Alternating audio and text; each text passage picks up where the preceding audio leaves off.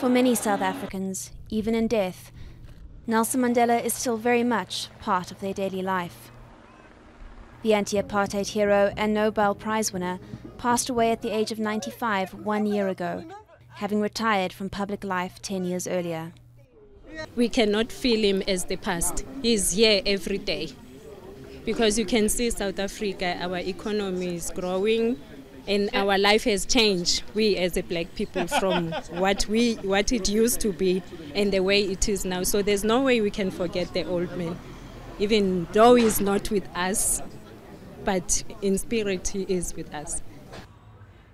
Every day, visitors from South Africa and around the world come to Mandela's old home in Soweto, now a museum, to learn more about their hero.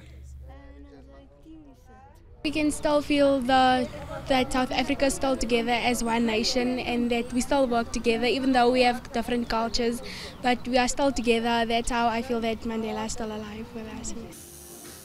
Some go even further in tribute. Tattoo parlors are reporting an ever-growing demand for Mandela-inspired ink. These men insist the pain is worth their while, even if large art like this can cost about €300. For my 5 hours of suffering, it doesn't make up for the 27 years of him being in prison. You know, that 5 hours is like a small pat on the back.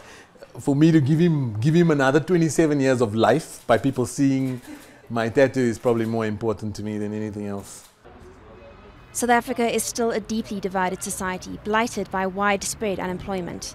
And while most celebrate Mandela, his death also gave people a chance to reflect on his shortcomings. I think we're beginning to acknowledge that we didn't do enough to reckon with our past, and specifically we made it too easy for white South Africans to forget their role in what was a crime against humanity. When Tata Madiba died, people from all over the world, from heads of state to young school children, wrote hundreds of thousands of messages. The Nelson Mandela Foundation is now exhibiting a selection to pay tribute to the qualities he'll be remembered for most: his courage, his accomplishments, his smile.